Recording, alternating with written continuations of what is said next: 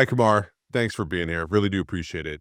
And we're doing this, and I'm happy to say we plan to do this again later this year because I read something you wrote, which I loved. I loved it because it was something I found that was like part relevant, fresh, thoughtful, yet old school and relatable. And I say that in a way that is of appreciation. And I wanted to talk about it. And I'm referencing your memo that you put out. The first one was titled "Building What's Next," the message from CEO Kumar Sokka, and I loved it because it's like intentional. So we put together a bit here to kind of dive into exactly what's going to happen around that. I want you to share your thoughts, your views. And this thing, it really did remind me of sort of like what modern tech companies do with, you see, VCs like Mark Andreessen do on a regular basis and that. So, and before we get into that, why don't you tell us a little bit about what you wrote? We'll put the notes into the actual link in the show notes. But tell us a little bit about like why you did this, and then we'll get into the actual details that are inside of it. But like, what's the impetus of this type of approach to the market of storytelling in a lot of ways? Yeah, I mean, I think it's a couple of things, right? I appreciate you calling it out because it means a lot. Every word in those letters is intentional. It takes us a lot of time, what we want to say because it matters, right? And I think for us, it does two things. One, internally, it sets the stage and the vision and the strategy and how we want to go after and execute. But two, it also holds us accountable, right? I think that's a big part of it. Um, you know, Ensuring that what we say and what we do are tied together. It's great to have a vision, a plan, a strategy, but it's more important to execute on it. And I think for us, that's what it's all about. And I think, at Acre, that's what we want to be known for too. And I think that's why, heavily focused on those words and the intention behind it to showcase, hey, we know what we are. We know who we are. We know the clarity they want to drive, but also this is what we're going to deliver for you, our customers, and that's impactful. Oh, that's awesome. So yeah, so I want people as they listen to this to think about this. This is like a biannual State of Acre executive conversation in a lot of ways. So think of it that way. So let's get into it. So in your Absolutely. memo, you wrote the past year was about listening. In 2026, we walk it with purpose and precision. So when you reflect on that transition from listening to execution, what specifically changes inside Acre this year? What does purpose and precision look like in day-to-day decisions? And you reference double-digit growth across access control, intrusion, and identity, and you're doing this worldwide. But beyond the headline, and the numbers, Yeah. what did that growth teach you about where customers' demand is truly shifting? Yeah. So maybe I kind of look at that question in two ways, right? Like, what is changing within Acre right now? And I think it's a big deal because one, yes, absolutely. I spend a lot of time talking to our customers, understanding what their pain points are, what's going on with them, what do they want to see from us, right? And I think that's a big deal. At the same time, I spend a lot of time with our existing team, right? Like driving clarity. And I'll tell you a story. It was pretty exciting because this is the 1 year anniversary of it.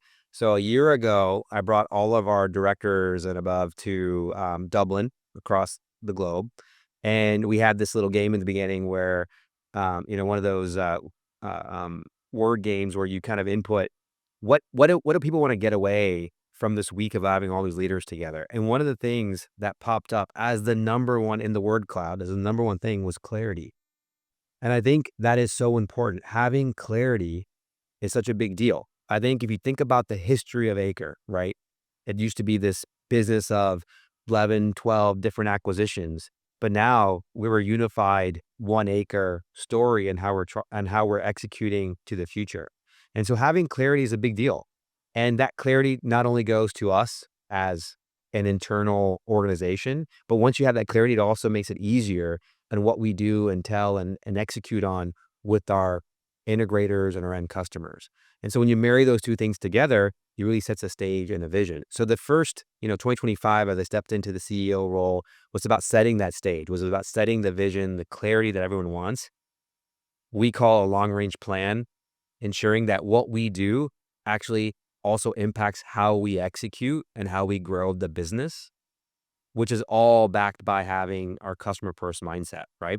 What's changed this year is that all of that is in place, the foundation, the processes, the tools. We've implemented a new ERP system, a new data warehouse system. brought in, 30% new engineers, have a new leadership organization. And all of that has set the stage in 25 to really take off in 26. So this year, what's changed is that it's about execution. It's about, when we talk about all hands calls, we have dashboards and metrics and measurements to ensure that we are holding ourselves accountable so we can go out there and execute, which is a big deal because the second part of your question is that we have an opportunity to deliver something that our customers want and they need, right? Which is solving their problems, meeting where they want the outcomes to be, which is building this unified platform, which is building the bridge to help them migrate their on-prem or legacy systems that they may have to the future, right? And that's powerful for us is putting it on paper and showing that we're going to execute on this and measuring that is a big deal. Yeah, and so you mentioned the clarity part and some of the tools and things that you put in. I would also put sort of a hanger over that, if you would, of words around this sort of like ease of doing business, not only externally but internally, in a lot of ways. And in there, you wrote, you want a partner who is easier to do business with, who helps you modernize without disruption, which is interesting. Like the words are purposeful, I could tell. But where Yeah. do you think the industry still underestimates how critical ease of doing business has become? Yeah. I mean, 'Cause like, everyone uses that word, right? But yeah. yeah. For sure. I think it's twofold, right? Like I think what's interesting is about ease of doing business is my background coming from industrial tech, manufacturing, heavy focus on software. One of the things I learned is that you can have the best technology for sure, and it can solve the problems you want and it does everything from a feature functionality. But at the same time, to get to that technology isn't always easy, right? Like implementing a new ERP system takes time. Implementing a change in hardware takes time. Not only doing that implementation, but also how you change from your billing platform, right? Like you used to be billed once a year, but now you're moving to a cloud platform that maybe you're billed every month or every quarter or every year. So our integrators are dealing with a whole new different way to recognize revenue or to do invoices or to leverage how to submit POs, right? So the back end of that is kind of also changing and not everyone thinks about that. And so for us, when we think about, kind of threefold, the technology, the migration implementation of that technology, and then the back end to ensure that it's seamless in how you interact with us to ensure that you can, build properly, you can troubleshoot properly, you can put tickets in, and you can make upgrades and features properly is also a big part of the ease of doing business. And we're making investments across all three of those, not just with people, but with technology and process. And I think that's what's super exciting about it. Yeah, and it shows up in, like you mentioned, the partner portal, the Rev Cloud, refresh partner Exactly. programs. So with all this transition and change though, and if you think about the evolution of our business where in some respects, some people do business with somebody because they've been just doing it forever or because back in the day their dad used to get donuts for the person who, who stopped by and it's like how should partners measure whether Acre is genuinely easier to work with by the end of 2026? Like, what are those metrics now that you think they should be looking at? Yeah. I mean, I think, I think of this example of like modernization, right? And it takes me back to, the first week in January, actually, this year, which was implementing the bridge at the first time at a customer, Irish Water. And that opportunity for us to go in and solve a problem, which was how do we get them cloud access, right? In an easier way. And that opportunity really is around getting their data into the cloud so they can leverage their integrations. They have 3 to 4,000 employees moving around 76 different facilities across Ireland to help, troubleshoot, distribute water across the 14 to 60 million people in all of Ireland, right? And what they want to do is leverage cloud tools like HR systems and time and attendance systems. And so they want to be able to move to the cloud. That's the mandate from the IT department as well. But to do that, it's not always easy, right? And so we put together something called the bridge. And that bridge allows them to connect all their access data, their event data seamlessly into this bridge pretty quickly. And then from there, they can leverage our Acre Access Control Cloud platform to have all those integrations and move forward. I think when you think about that, is that like, what does that mean for then our integrators to do this? It means that, hey, we give them the processes and the tools to go implement that and the training behind it. So by the end of 2026, what we should our integrators feel is that we are meeting their end customers at the pace at what they want to do to migrate.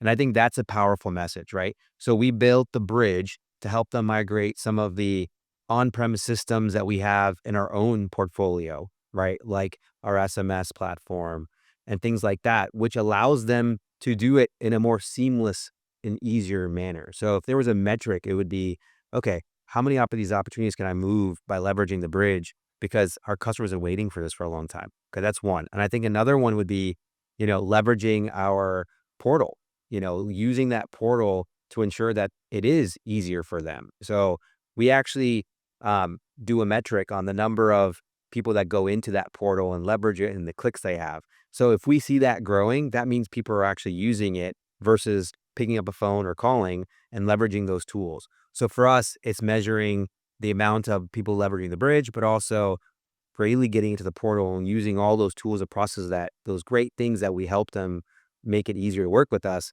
and seeing the data behind it and showing them and training them that, hey, this is there for them. So we're always going to measure ourselves in these different ways so we can also improve. Like, what does it take to get more people on board? Yeah. So you've mentioned this. So I kind of want to dig into it a little bit because the unified platform vision that you talk about in the bridge and the different products and things that you've brought out, and when I dig into it a little bit outside of just the sort of the technical side of what that is, but I find it interesting. You talk more a lot of times about this idea of not starting over, but Yeah. taking these things and building upon what's already there. So not just chasing greenfield, which our industry does all the time, more than this sort of this base that's already been installed. We kind of ignore it and move on to the next one. So why is that distinction so important? It's such a big deal. And I think it's interesting because like it's twofold. Like when you think about the integrator and the end user and when where they are in their, in their workplace or their facility or the school, there isn't the amount of buildings it has a capacity worldwide, right? There's new construction that happens all the time, but the opportunity is within a somewhat constrained capacity, right? And so our existing customers, it's not you can't just easily rip and replace. It's expensive, it's costly, it's risky in some ways as well, right? So the ability to be able to give them options to meet them where they need to, right? At their own pace is a big deal. And I think when you think about that mindset, when you think about sitting in the customer's shoes and have empathy for that, you think about then the products that need to help them get there, right? And I think I look at it as the same thing from our platform, right? Because Acre has a unique play, and I think it's super exciting, right? Is the fact that we have history and heritage. We've been around for 30 plus years.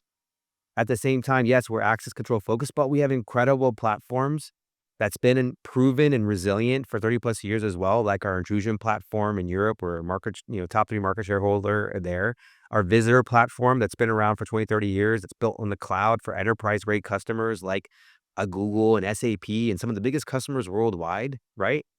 Now, when you take those amazing things, right? And marry it with our Acre Access Control, which has been around for 10 plus years as well, and started building with the most enterprise customers from a cloud platform. You don't have to rebuild. You get to leverage the knowledge, the ability, the heritage that we have of those three platforms of bringing together because they're rightfully amazing in their own way, right? And now that you bring them all together, you get to leverage all of that history and implementation and learning and bring it together, and that's a huge differentiator for us, Yeah. right? So, and talk to me a little bit about that though, because that I understand the value creation of having those together, especially when you talk about unified platforms and it's where this sort of marketplace is going. But Yeah. talk to me just like I guess be a little vulnerable here, if you would, with me on this. Is like, what is the biggest technical or organizational challenge that you had to solve for through this process? Yeah, I mean, like, I think for sure it's choosing which architecture you wanna base it off of, right? Oh, And I yeah, that's think so fair. we the and so you have 3 amazing platforms, right? So we evaluated that, and the obvious choice was absolutely the Acre Access Control platform, and it's because of that API platform. It's one of the major reasons why people even choose Acre Access Control. I think about companies like the most, like Palo Alto Networks, which is the highest end cybersecurity organization in the world, right? They choose Acre Access Control because of the API. You think about Warner Brothers, who's got, you know, 22 different access platforms migrating to one. I mean, that's powerful because they want to leverage the API from an enterprise standpoint. So it's made for enterprise, but built for everyone, which is a great way to think about it. So that was a decision. Now, when you think about that as a decision, how do you then bring the technology into it, integrate it into it? The beautiful thing about access control is that that it stands alone as an integration hub. So you integrate a lot of things to it. Integration is different than unification.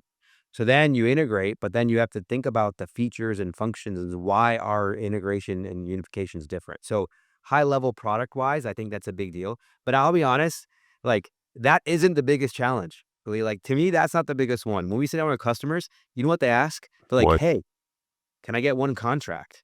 Can I get billed the same way? Is my cloud instance the same? Right? Is my tech support the same?" So it's not the technology necessarily because we can put resources and people and design and functionality behind it.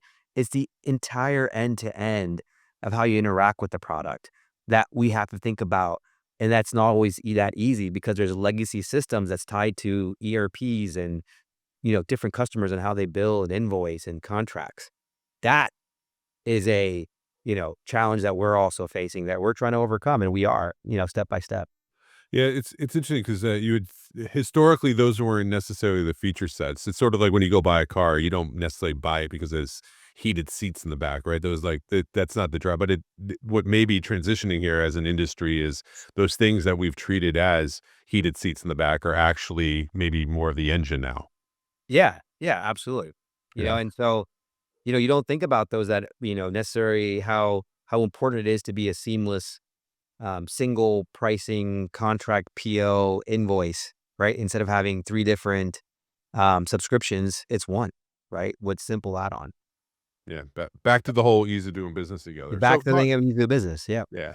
All right. So in the write up that you did too, you use the word that in these words, the acre access control as the engine of future growth. Yeah. So what makes it fundamentally different? You mentioned a couple things like the APIs, that may be one of them, but what makes it fundamentally different from access control platforms that have historically been positioned? For me, when I came on board, coming from, my previous organization, I think one of the biggest things I've learned is that how do you separate the integration layer with the architecture layer? And that to me is a big deal because like I said, access control, like you integrate, like it's all about the number of integrations you have, whether it's locks or whether it's HR systems, whether it's the number of readers, it's like it's the software, hardware, firmware integration layer of so many things because it's action oriented, right? Access control does an action. And so when you have all those integrations, you want to be able to separate that from building the software on top of it. And so that is a distinction that I think which is powerful is that you separated the architecture layer with the integration layer. It allows for that true API enterprise scalability that I think no one else can do. And it's the one of the major decisions why it's chosen that way and built that way because that is a significant differentiator for us. Yeah, it's just different way of building and looking at the product Yeah. versus the sort of monolithic stack, and none of that stuff was products within it, or if it was just that's just the stuff that no one paid attention to. Where it's almost like all the different parts of the stack are almost stand up on their own, but then also are products in a way. Yeah. I mean, to be honest, like we have massive customers, right? Like, customers like WeWork that, for example, they build their own software on top of Acre Access Control, right? Like that is flexibility. That is customization. That is leveraging the power of what Acre could do because there's a uniqueness and there's problem solving and there's outcomes that they want to get after. I mean, that's a big deal for us. Yeah, that makes total sense. So, all right, so let's change gears a little bit here, in an area where you talked a bit about modernization without disruption and like a reoccurring industry tensions. And one of them that you wrote that I liked was modernize at their own pace while running old and new in parallel, which gives me sort of vibes around hybrid, right? And I personally believe the quicker we get the hybrid, the better when we start talking Yeah. about cloud versus on-site. But so why is hybrid now the default path forward rather than a transitional phase? Because you would think you would introduce the bridge to get to there, but actually, no, it sounds to me like you've got a basket, if you would, of goods and hybrid of a combination of both. But why is it now the default path forward? Yeah, I mean, like, I think when you think about from the end user standpoint, right, and they're sitting there and they're saying, "Man," like, IT looks at their entire technology stack and they say, "Okay, we gotta start moving things to the cloud because we can leverage more data, analytics, AI, bring these systems together that give them better outcomes," right? And a lot of times they look at these security systems and say, "Wow, like, that's hard," because you got servers, you have hardware, you have all this, like, on-prem integrated system across multiple buildings, and it's such a hard task, and so you kinda push it aside. So, the security operations doesn't end up being part of the overall kinda story of where these companies wanna go. And now what's happening is that they wanna figure out how it can happen and how it can be part of the value that these enterprises or, end users wanna do, like leveraging these integrated cloud platforms, like a new HR cloud system or a new HR, you know, time and attendance platform in the cloud. Like, how do you get value from that? So, I think having hybrid without having to rip and replace everything allows you to do that, right? And it kinda goes back to the Irish Water example. Like, they really wanna leverage analytics and data and get the value right now versus waiting over time, which is, I think, pretty cool. Like, you don't have to go, implement this massive implementation and migration strategy. You can get it right now. And over time, at a pace, you know, you can get there at your own pace. And I think that's one of the biggest things. How do you get the value of cloud and AI and data today? And I think that's where companies, why the hybrid solution is such a big deal. Yeah, and I wonder too if it's actually an easier transition point, especially for like integrators, right? Instead of going, we desire a binary, like it's either onsite or cloud, and our business is either project or reoccurring.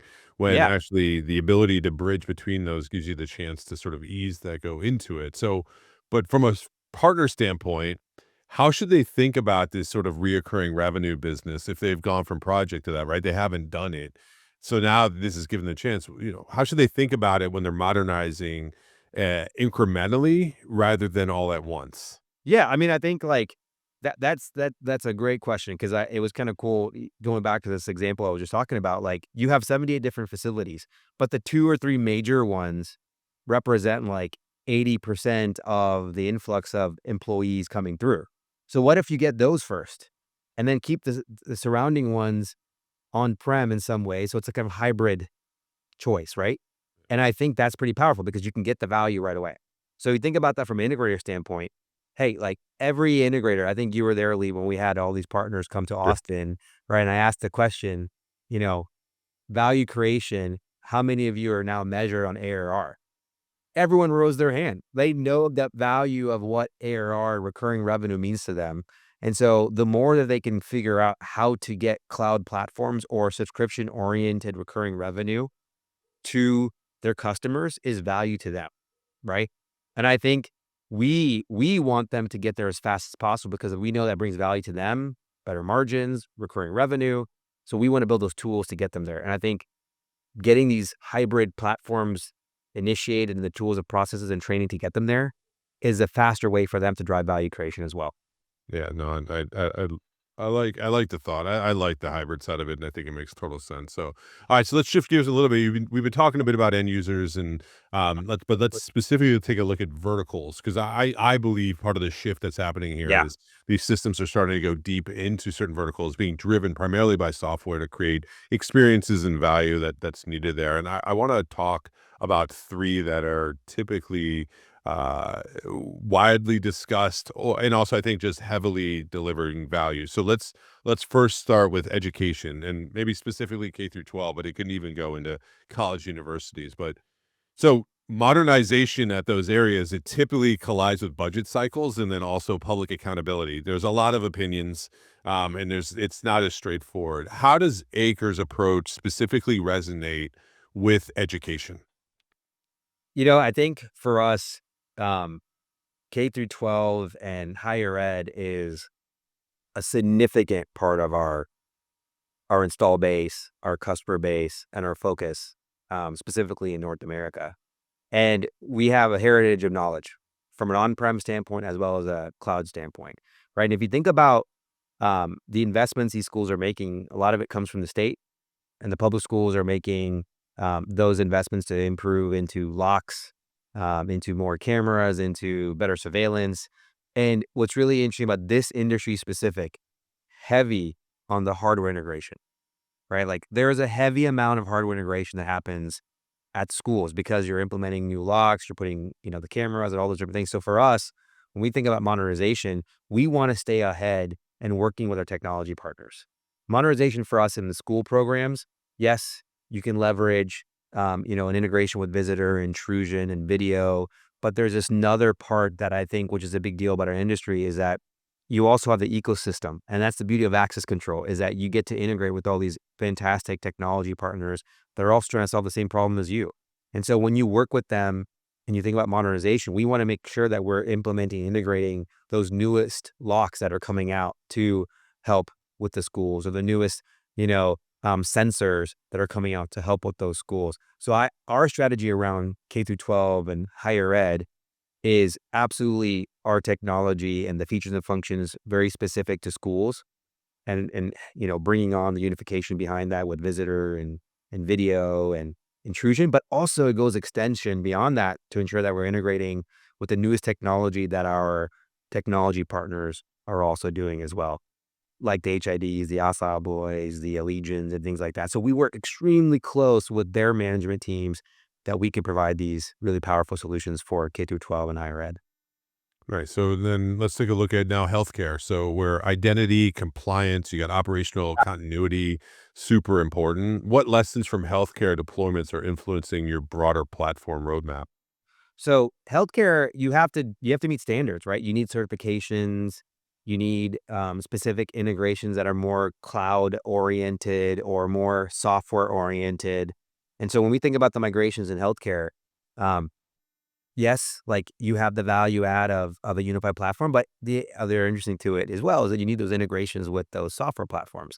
So what we do when we think about modernization is we choose, okay, what are the compliance and certifications required? Like, so if we're bringing the new technology in, we need to make sure that once we hit healthcare, we got to ensure that we have these certified, or have these compliance specifics required into the platform that we have today as well. And one thing with the beauty about what we do is that healthcare is such a significant part of our install base as well, is that we know what those are. A lot of our platforms are already certified and have the compliance met already. So it's taking those learnings and what we call parity, having that parity into Acre Access Control, because we know exactly what's required. It makes it easier for those healthcare systems to move to us as well, because a lot of them are existing customers for us. So, and we know how to go through those compliance and standards, pretty easy, because that's something that we've been doing for so many years. Nice. So, all right. So that's the last one I wanted to talk about was financial services. And what I like about this one is it is an area that's trying to balance between high security and user experience. It's something Yeah, you hear yeah. about, right? So how does your unified vision help reconcile what has typically been competing demands? What's cool about this one is that I've been able to go into a lot of our customers, like Goldman Sachs and KKR and, Jane Street, all these like financial institutions. And a lot of them, it's exactly what you just said, Lee. It's like that experience. Our identity and visitor platform gives them a unique experience because you have these clients that come in with making big decisions. And so that experience actually differentiates them versus other financial institutions and banks. So there is this huge marriage between security and experience. How you enter the first door, how you get to the elevator, how do you get to the conference center, and that experience for visitors versus your employees, and separating the two to ensure that you have that security as well, right? Because you don't want visitors going into all of the employee rooms and offices because it's still a financial institution. And so what you're seeing is this marriage of the visitor identity platforms coming closer together. And so that unification, it's actually one of the first things we focused on, is in ensuring that we're unifying our, identity TDS platform with Acre Access Control, because that unification is differentiation for us.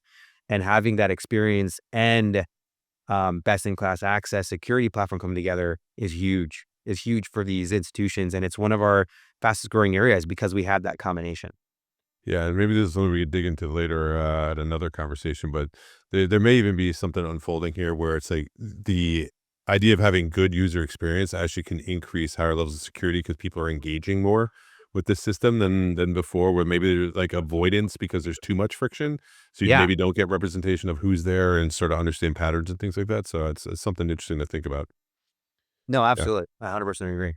All right. So in the position you're at, I want to make sure we talk about some industry trends and get sort of your context and thoughts around this because I actually know too you think about these things. So, all Yeah. right, so many of the trends that I write about are centered around convergence, identity, platforms. This whole idea that going beyond locking and unlocking and keeping bad people out, right? So it's not just about the door anymore. Which of those trends, if it's convergence, identity, and platforms, do you think that the industry is still underappreciating? I think, Feel free to throw one in too if it's not one of those 3. I think the convergence is what we're talking about, right? I think what's really interesting is if you take the trends out, right? Like when I first came in the industry in 2022, um, that trend was how do we move to the cloud? How do we get mobile going, right? And what's really interesting is you fast forward to today in 2026, cloud is still a big conversation, but it's like table stakes. Like you got to have those platforms and solutions to get people to the cloud. But what's happening next is now that you're there in the cloud, you want more information and data to come. So that convergence is even more required. So what I'm seeing now is that you see a lot of this video and access control coming together, but getting video access and visitor management and intrusion together to me is like another stage. So taking all the major physical security platforms and bringing it together, I don't think we're fully there yet on that value with the integrators and having them understand what that means and then taking that to the next level. Um, and the reason why I think that's a big deal for us is because if we get that right, the next stage of convergence, which is now that platform we talk about, and the identity that runs through all of it is automation. How do we get to automation? To me, like, that is what I always think about, like, how quickly can we as an industry get to automation? Because that is where, to me, the biggest value of convergence comes as well. I agree with you, and I also think this is I feel once we really will understand this, like, something we can point to and say, "Yeah, we finally got there," is not only the automation, but in my opinion, is, like, we truly transition a security integrator to a systems integrator, Yeah, right? And exactly. that, I think, is immense value alone in that, not only delivering to the customer, but then also the permission to extract value, if you would, Yeah. out of the marketplace, I think is numbers that we're not used to. Well, it's the permission to level up, Lee, right? There we go. We're back to that. I like it. No, you're right. It I mean, is. it's opportunity because like, to your point, like, I don't like I think people think about the unification, but they think about a unification of, like, ease of bringing these platforms together. But I think it as a it's the necessity to get to automation. And automation is where these integrators and the end user will see the level up where it's gonna be differentiated to me. All right. Well, thank you for entertaining me on the trend side of this. And Yeah. with that, right around the corner from here is ISC West. So I wanted to talk a little bit about trends and ISC West specifically to give sort of a preview, if you would, into what you got going on here. So, what are you most excited about when it comes to the show for partners and customers that reflects the vision and the shift that you're seeing to execution now in the marketplace? Because this is like the sort of the show up part of it, right? All this talking, but now here's the show up. So what are you most excited about? Maybe I'll take this a little personal, All right, that's actually, fair. is like, I think, when I joined the industry, uh, Jeff Stanek, when I was interviewing to join Ellis too, he's like, "Kumar, let me tell you about ISC West." Yeah, right? It's this encompassing experience. When you get in there, it is just like, you get super excited and motivated. It's this piece of why our industry is so important and exciting is that you have all these companies come in. Yes, they're competitive, but they're also friends. and we're all at the same mission. We all want to be able to, you know, drive protection and improve security for the most critical parts of the world, right? And, whether it's buildings or whether it's humans, right? And that's a big deal for us. So that we're all integrated in this mission to go forward, right? And that's exciting. And that's what IAC really is all about. At the same time, it's showcasing how the industry can move forward, right? It's showcasing where the industry is going to go, where it is today, and where it's going to go. When I came in first in 2022, so my first IAC West was in 2023, and I was floored. I was like, wow, I've been to a lot of shows. This is amazing. But at the same time, coming from industry for manufacturing, I'd go to some shows. I felt the technology wasn't there yet. Right. I felt Sure. like the ability to leverage where tech is really going wasn't necessarily there yet. So then you fast forward, 3 years. The rate of change of the industry and the speed that we're now moving towards has definitely increased, because of us driving to the cloud, because of what's happening with AI and everyone. And there's a lot more attractiveness that also seen in the industry of big time investors and, big time money coming into the industry, which is also super exciting. So now I take it back to what makes it super exciting for me at Acre is that you see all the stuff that happened the last 3, 4 years. What I love about Acre, and selfishly speaking, is that coming to a company that can actually take all those learnings of the past history, but also with the technology is moving forward, and we get to deliver on that, which is super exciting. And that is why we're the bridge. The left side of the bridge is you have, you know, kind of the technology of on-prem and some of the legacy systems that are out there. But the right side of that bridge is how do we get people to leverage the new stuff coming in, the new technology coming in. And to your point of this hybrid, it's right in the middle. And so helping companies get there is what we want to do. It's not easy, right? We know that. But we want to help customers meet their problems and get their outcomes going. So if I were to say, hey, like if you get away with coming to our booth and you think about what Acres representing, it really is that bridge. And there's multiple ways about that. It's about, the technology helping get there. It's about the process and tools, but really it's even the simplicity of helping them, solve their problems and meet them where they need to. And that's what we do. And I love bringing all that together, being able to drive a company to help the industry also move forward. So on that though, like, and I appreciate that. As a leader of an organization like you are, and you talk about 2026 being about execution and this sort of show up part of what you're doing here now, where I can feel it from talking to you, and it's fun to watch the evolution of you personally, but then also just seeing what you're doing with the organization where, there's like discovery with a thought, then some implementation, and a lot of it internal that you were doing and moving pieces and parts around and doing stuff, getting rid of some chairs on the deck, putting new ones in, like just Yeah. refactoring the whole thing, right? And now I can tell you're excited to get to the sort of execution part that's there. Yeah. But, as a leader, how do you personally stay disciplined when there's a ton of noise and you can be opportunity rich in a lot of ways? So if you can just give me some reflections from a you personal leadership standpoint, how do you personally stay disciplined like that? I think one, you gotta stay focused on the strategy and the mission. And I think, what's really cool when things come to fruition, when things come to real life. Yesterday, we had our all hands call and we just launched our new values, right? We talk about being customer first. We talk about being growth mindset, having courage with compassion, and being mission driven. And so we had one of our employees represent each one of those that were nominated from the company.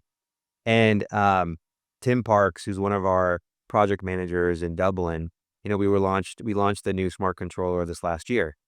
And what's really powerful was when he spoke about being mission driven and what this means for the company, what this means for the industry, and how we can help drive, these solutions forward or help meet customers where their needs are so we can get them migrated to the new technology to leverage all the features, right? Being in the cloud. The passion that I heard from him was just, like, empowering. It was like, I had chills when he was talking about this.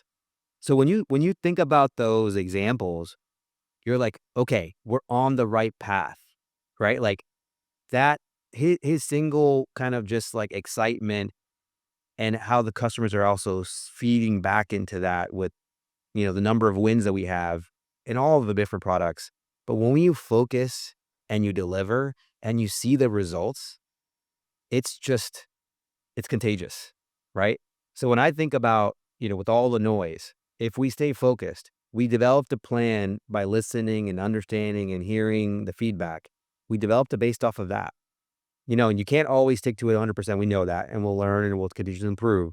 But we believe that we got 80 to 90% of that correct.